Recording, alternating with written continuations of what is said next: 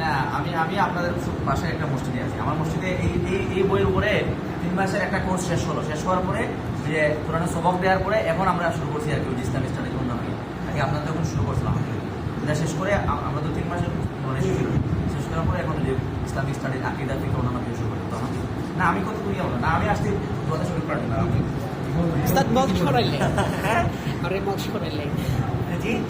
তেলাওয়াত সরাইলেন আজকে mox না না উস্তাদ দেখা যায় না না আমি কথা বলবো না না না না এই দেখা যাবে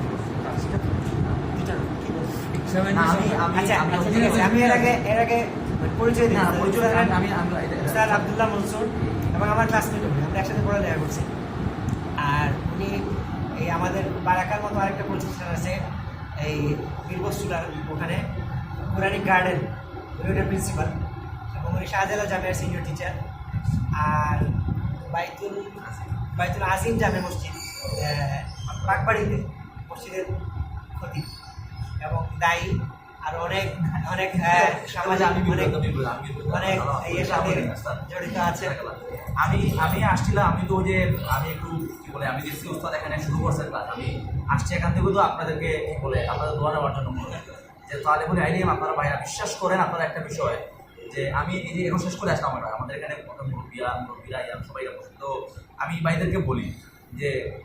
আল্লাহর জন্য সামান্য একটু সময় বের করা, 24 ঘন্টা কাজের ফাঁকে আল্লাহর জন্য একটু সামান্য সময় বের করা, দেখবেন আল্লাহ তাআলা এর বিনিময়ে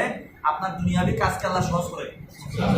কারণ দুনিয়ার জীবনে যে পেরেশানের মধ্যে পড়ে যায়, ডান দিকে ছুটে গেলে ওই দিকে ছুটে যায়, সারাক্ষণ একটা পেরেশানের জিন্দেগি, আপনি আল্লাহকে সময় দেন, বিশ্বাস করেন আল্লাহ তাআলা এর বিনিময়ে আল্লাহ আপনার দুনিয়াবি সকল কাজকে আপনাকে সহজ করে।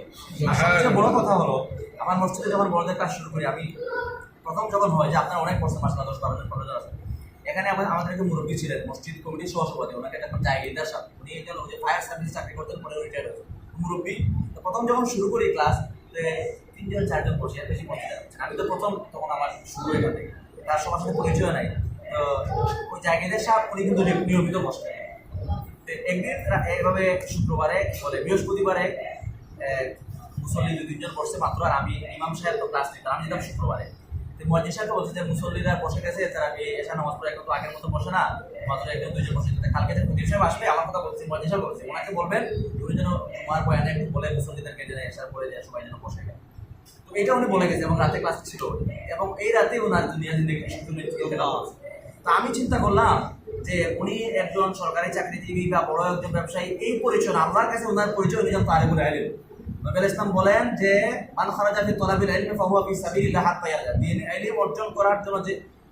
এই অবস্থার মধ্যে যে থাকবে সে তালিবুল ইলম, সে আল্লাহর রাস্তার মধ্যে আছে, এবং আল্লাহর রাস্তার মধ্যে কারণ মৃত্যু নিতে সেটা শহীদের মৃত্যু। এই জন্য আমরা এখানে ব্যবসায়ীরা আছেন, চাকরিজীবী আছেন, ছাত্র আছেন, আমাদের আল্লাহর কাছে পরিচয় আমি একজন তালিবুল ইলম, এবং দ্বীন শেখার জন্য কোরআন শেখার জন্য যখন মানুষ ঘর থেকে বের হয়, রাসূলুল্লাহ সাল্লাল্লাহু আলাইহি ওয়াসাল্লামের বিশুদ্ধ হাদিস হলো ওয়া ইন্নাল মালাইকাতা লাতাদাউ আজনিহাতা আজরান লিতালিবিল ইলম, ফেরেশতারা আল্লাহর রহমতের ফেরেশতারা তাদের পায়ের নিচে ডানা বিছিয়ে দেয়। এজন্য আমি অত্যন্ত আনন্দিত, আপনারা এটা আল্লাহর কাছে একটু কান্না করে চোখের পানি ছেড়ে মঞ্জুর করবেন যে আল্লাহ আমি মৃত্যুর পর্যন্ত তালিবুল ইলম থাকতে চাই। কোরআনের কোর্স শেষ হবে, তারপরে আরো অন্যান্য কোর্স আসবে, আকীদা ফিকহ সব বিষয়ে আমরা মৃত্যু পর্যন্ত আমরা তালিবুল ইলম, আমিও তালিবুল ইলম, সবাই আমরা আমরা আল্লাহর কাছে। এই যে দেখবেন মনে করেন ব্যস্ততা, পারিবারিক আপনার ফোন চলে আসবে, এগুলা সব এক পাঁচশো ফেলে শুক্রবারে এসে শুক্র শনিবার এই 3টা দিন সকল কাজকে ফেলে আমরা নিয়মিত, আর কেউ আসুক আর না আসুক অন্তত আমি আসবো ইনশাল্লাহ, এটা আমরা একটা শক্ত নিয়ম করে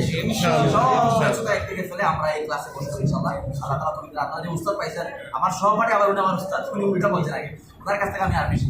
তো আলহামদুলিল্লাহ আল্লাহ তাআলা আমি আপনাদের জন্য দোয়া, আমি সময় দোয়া নেওয়ার জন্য আল্লাহ তাআলা এই দর্শে কবুল ও মঞ্জুর করে আল্লাহ রাব্বুল আলামিন আপনাদের সবার দুনিয়াবি সকল পেরেশানি দূর করে দিন, যত কল্যাণ আছে সবগুলো যেন আল্লাহ তাআলা দান করেন, কোরআনের কায়দা ইসলামের যত উপকারিতা আছে সব যেন আল্লাহ আমাদের সবাই আমিন। আলহামদুলিল্লাহ রাব্বিল আলামিন, ওয়াসসালাতু ওয়াসসালামু আলা সাইয়্যিদিনা ওয়া আলা আলিহি ওয়া সাহবিহি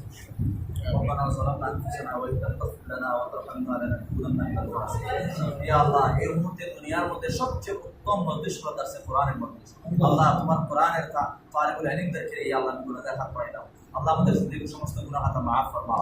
আল্লাহ কোরআনকে বুঝার শোনার আমল করার তৌফিক দান করো,